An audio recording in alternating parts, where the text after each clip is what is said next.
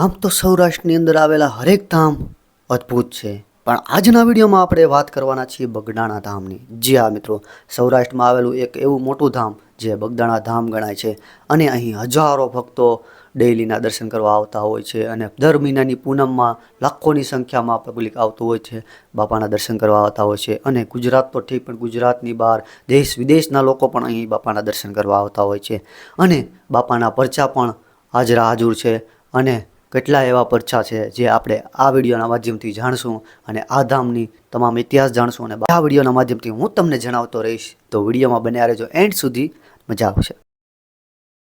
તો hello YouTube family and Facebook family. જી આ મિત્રો, કેમ છો બધા? મજામાં? આઈ હોપ કે તમે બધા મજામાં છો. તો આજના વ્લોગમાં આપણે આવી ગયા છીએ બગદાણા ધામ. જ્યાં મિત્રો બાપા સીતારામ બગદાણા ધામમાં, અને અત્યારે અમે લોકો આવી ગયા છીએ ભાઈબંધો ફ્રેન્ડ સહિત. મેં ગાડી અહીંયા પાર્ક કરી લીધી છે અને સાથે છે અમારે કનુ દાદા, સાથે છે અમારે જખરાભાઈ, જખરા શેઠ, જખરાભાઈ અને સાથે શરદભાઈ પાછળ છે. તો પહોંચી ગયા છીએ બગદાણા ધામ બાપા સીતારામના દર્શને.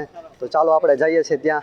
મિત્રો તમે જોઈ શકો છો કે આપણે પહોંચ્યા છીએ, ગાડી પાર્ક કરેલી છે અને અત્યારે ખૂબ જ ટ્રાફિક ઓછું છે, કારણ કે આડે દિવસે પહોંચ્યા અને બપોરના ઓલમોસ્ટ 2:30 જેવું થયું છે, એટલે ટ્રાફિક બહુ જ ઓછું છે. તો ચાલો આપણે તમને બાપાના દર્શન કરાવશું મિત્રો. અને તમે જોઈ શકો છો કે અહીં આજુબાજુ લોકોની ભીડ સાવ નોર્મલ છે, એટલે દર્શન આપણે બાપાના સાવ શાંતિથી ને નિરાંતથી થશે. તો ચાલો આપણે બાપાના દર્શન કરીએ. તો ફાઇનલી મિત્રો આપણે પ્રસાદી લઈ લીધી છે. તમે પ્રસાદ લઈ લીધી? કનુ દાદાએ પ્રસાદી લઈ લીધી છે. ને શું કહેશો કનુ દાદા? બાપાના દર્શન કરવા જઈએ છીએ. હા, અને તમને પણ દર્શન કરાવ્યા. તમે જુઓ બાપાનો ગેટ અંદર મંદિર તરફ જવાનો, અને ખૂબ જ ટ્રાફિક ઓછી છે આજની. કેમ છો? ટ્રાફિક કેમ છે? ઓછી છે ને? એકદમ ઓછું છે. દર્શન થશે નિરાંતે. દર્શન કરવાના બહુ મજા આવશે. ઓહ, ચાલો આપણે અંદર જઈએ. તમે જોઈ શકો. તો જુઓ મિત્રો, આપણે ગેટની અંદર આવી ગયા છીએ અને સૌથી પહેલાં તો તમે અંદર એન્ટર થતાં જ તમને કાલ ભૈરવ દાદાના દર્શન થશે, અને સામે છે બાપાનું મંદિર અને ગાદી મંદિર, ત્યાં પણ આપણે દર્શન કરશું. તો જુઓ આપણે આ મંદિર પરિસરમાં આવી ગયેલા છીએ અને ખૂબ જ અત્યારે નોર્મલ પબ્લિક છે, કારણ કે બપોરનો ટાઈમ છે અને આડા દિવસે છે. બાકી પૂનમને દિવસે અહીંયા હજારો લાખો ભક્તો અહીંયા દર્શન કરવા આવતું હોય છે મિત્રો. તો ચાલો સૌથી પહેલાં તો આપણે શ્રીફળ નારિયેલ વધારી નાખીએ અને પછી આપણે જઈએ દર્શન કરવા. તો ફાઇનલી મિત્રો આપણે પ્રસાદી નારિયેલ શ્રીફળ વધારી દીધું છે અને હવે આપણે જઈએ છીએ બાપાના સમાધિ મંદિર તરફ. તમે જોઈ શકો છો સૌથી પહેલાં અહીંયા કાળ ભૈરવ દાદા તમને દર્શન કરવા મળશે, અને પછી આપણે જઈએ છીએ બાપાના દર્શન કરવા. જુઓ તમે કાળ ભૈરવ દાદા, અને હવે આપણે અંદર જઈએ છીએ બાપાના દર્શન કરવા, અને શરદભાઈ આગળ જાય છે. તો ચાલો આપણે બાપાના પણ દર્શન કરી લઈએ મિત્રો. તો મિત્રો તમે જોઈ શકો છો કે આપણે સામેની બાજુ બતાય છે એ ગાદી મંદિર છે, અને આ બાજુ તરફ સમાધિ મંદિર, અને અહીંયા છે બાપા સીતારામ રામ ઝુરોખો. ત્યાં પણ આપણે જઈશું મિત્રો. તો ચાલો પહેલાં આપણે ગાદી મંદિરના આપણે દર્શન કરી લઈએ મિત્રો.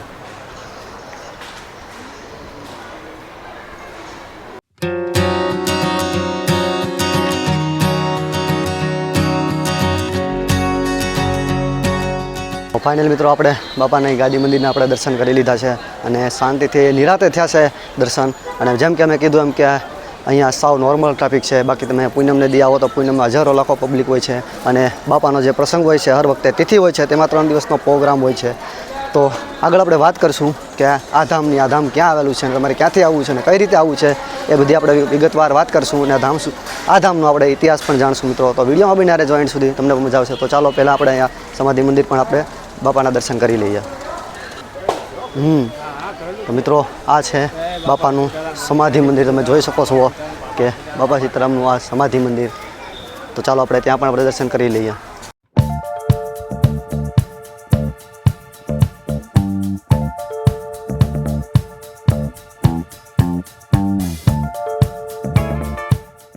અને મિત્રો અહીં તમે જોઈ શકો છો કે બાપાનો જે જૂનો સામાન હતો, થાંભલા વાસણ જે જૂના છે, એ બધું અહીંયા રાખવામાં આવેલું છે. તો ચાલો આપણે અંદર એ પણ તમને બતાવીએ મિત્રો. અને જુઓ તમે આ રીતના કાંઈક નજારો છે મિત્રો. અને જુઓ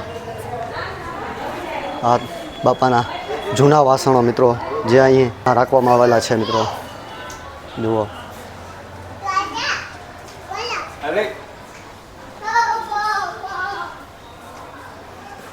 તો મિત્રો વાત કરીએ આ ધામની કે ધામ જે મહુવા તાલુકામાં આવેલું છે, ભાવનગર જિલ્લાના મહુવા તાલુકામાં આવેલું છે અને મહુવાથી ઓલમોસ્ટ 35 કિલોમીટર જેવું થાય છે અને તળાજાથી ઓલમોસ્ટ 30 કિલોમીટર આસપાસ જેવું થાય છે.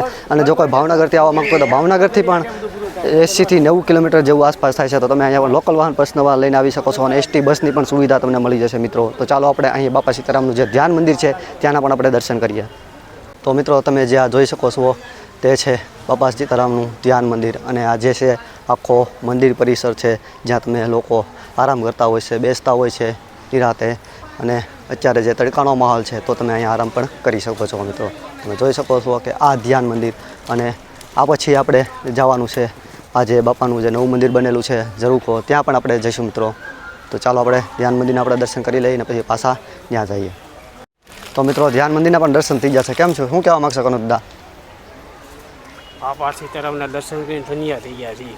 ટ્રાફિક ઓછું, શાંતિ તે નિરાતે દર્શન છે. ટ્રાફિક ઓછું છે, સારા આશીર્વાદ. અને અહીંયા અમારે અચાનક જ ઓચિંતાનું આવવાનું થયું. કેમ હુકમ છો બાપાનો?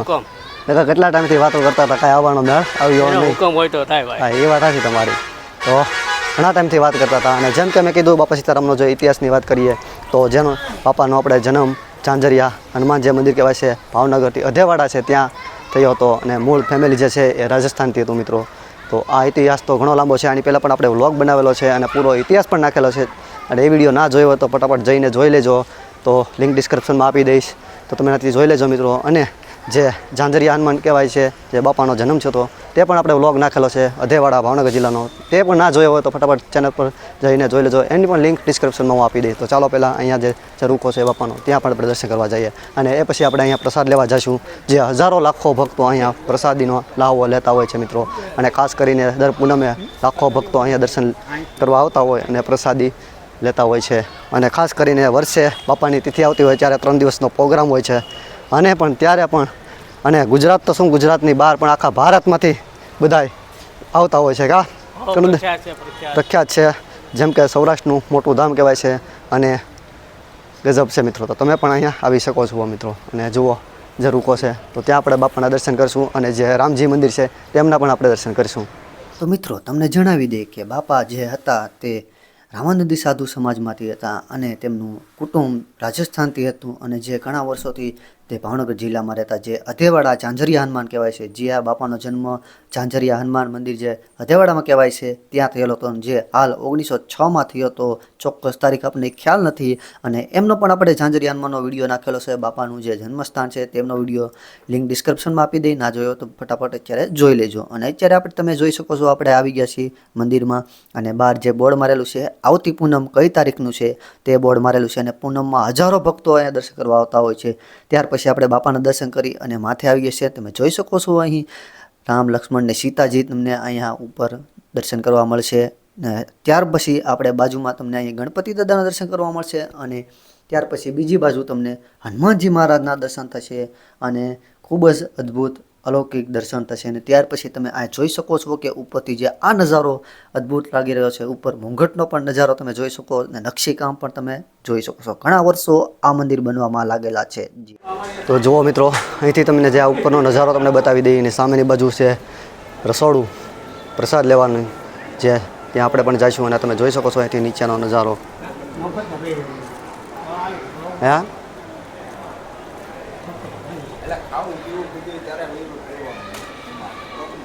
તો અમારે કનુ દાદા દર્શન થઈ ગયા કે તમારે થઈ ગયા કે દર્શન નિરાતે? એકદમ મસ્ત દર્શન છે. એકલા છે બાપા સીતારામ. તમારે ભાઈ મસ્તીના થઈ ગયા ને? તો વાંધો નહીં. શરદભાઈને થઈ ગયા ને? તો વાંધો નહીં. તો ફાઇનલ મિત્રો આપણે દર્શન તો કરી લીધા છે. જેમ કે અહીંયા ઝરૂખામાં પણ બાપાના દર્શન કર્યા છે અને ઉપર આપણે રામજી મંદિરના પણ આપણે દર્શન કરેલા છે. અને હવે પછી જે તમને અહીંથી તમને બતાવી દઉં ઉપરથી જે આ નજારો છે અને સામેની બાજુ છે રસોડું જે હજારો લાખો ભક્તો અહીંયા ડેલીની પ્રસાદી લેતા હોય છે ખાસ કરીને. તો અત્યારે આપણે પણ જરાક જઈશું ત્યાં અને પ્રસાદીનો લાભ પણ લઈશું. તો ચાલો ફટાફટ આપણે નીચે જઈએ.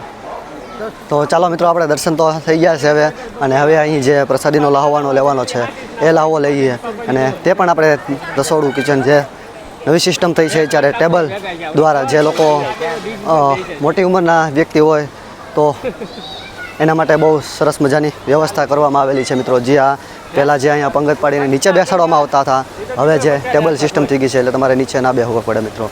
તો ચાલો ફટાફટ આપણે જઈએ છીએ કિચન તરફ. અને અત્યારે ત્યાં પણ કિચનમાં બધા લોકો જમીને બહાર નીકળી ગયા છે. ટ્રાફિક બહુ ઓછી છે કારણ કે ઓલમોસ્ટ અત્યારે 3-3:30 જેવું થયું છે. તો તમે જોઈ શકો છો કે અહીંયા આ છે ભોજનશાળા તરફ જવાનો રસ્તો અને આપણે આવ્યા છીએ આ પહેલી બાજુથી અને ત્યાં સામેની બાજુ જ તમને અહીંયા જોવા મળશે ભોજનશાળા. અને જો મિત્રો તમે આવતા હોય દૂરથી કે બહારથી ગમે ત્યારે રહેવા કરવાની જમવા કરવાની તમામ સુવિધા અહીંયા છે. તો તમે અહીંયા આવો છો તો એ ચિંતા કરવાની જરૂર નથી મિત્રો. તો ચાલો તમે જોઈ શકો છો કે આ ભવ્યથી ભવ્ય જે રોજના હજારો લાખો ભક્તો અહીંયા પ્રસાદ લેતા હોય છે અને ખાસ કરી દર મહિને પૂનમને દિવસે પણ અહીંયા પબ્લિક ફૂલ હોતું હોય છે. અને ખાસ કરીને જે તમને જણાવી દઈએ, તમે જોઈ શકો છો કેટલો મોટો શેડ છે અને આ બાજુ તમે જોઈ શકો છો વાસણ ટકવાની વ્યવસ્થા છે મિત્રો. ખાસ કરીને દર વર્ષે જે બાપાની તિથિ આવતી હોય છે, જે 3 દિવસનો અહીંયા મેળો હોય છે એક જાતનો અને ભવ્યથી અતિ ભવ્ય પ્રોગ્રામ હોય છે મિત્રો. તો જુઓ તમે આ નવી સિસ્ટમ કરવામાં આવેલી છે જે ટેબલ ઉપર બેસીને તમારે જમવાનું હોય છે મિત્રો. જેથી કરીને લોકો જે નીચે ના બેસી શકતા હોય, જે મોટી ઉંમરના લોકો હોય છે તેમના માટે બહુ સારી સુવિધા છે.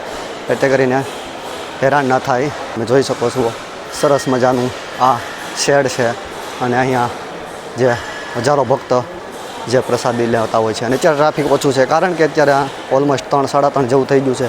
એટલે બાકી અહીંયા 24 કલાક તમારે જમવાની પ્રસાદી બાપાની શરૂ જ હોય છે. તમે ગમે ત્યારે પહોંચો, બાપાની પ્રસાદી શરૂ જ હોય છે અહીંયા જમવાની. તો અત્યારે હું રસોડાનો વિભાગ તો નહીં બતાવી શકું કારણ કે અત્યારે ત્યાં બહુ પૂરો થઈ ગયો છે અને આપણે પહોંચ્યા છીએ લેટ. અને તમે જોઈ શકો છો બધા અહીંયા જમવા બેઠા. ચલો આપણે પ્રસાદી લઈએ પછી આપણે મળીએ પાછા.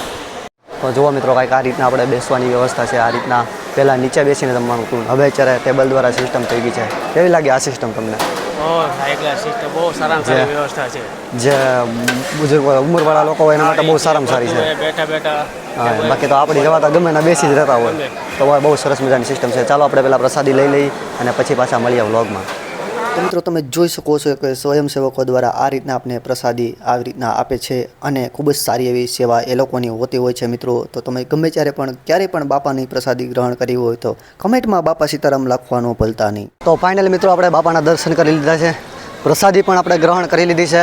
અને જેમ કે મેં કીધું એમ કે તમે અહીંયા આવવા માગતા હો તો જમવા કરવાની રહેવા કરવાની તમામ સુવિધા છે.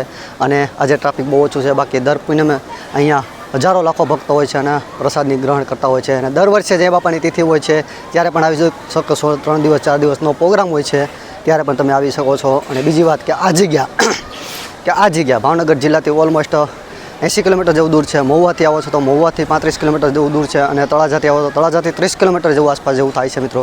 તો તમે અહીંયા લોકલ વાહન, પર્સનલ વાહન, કોઈ પણ વાહન લઈને આવી શકો. તો એસટી બસની પણ સુવિધા છે. એસટી બસ દ્વારા પણ તમે આ જગ્યા ઉપર આવી શકો છો.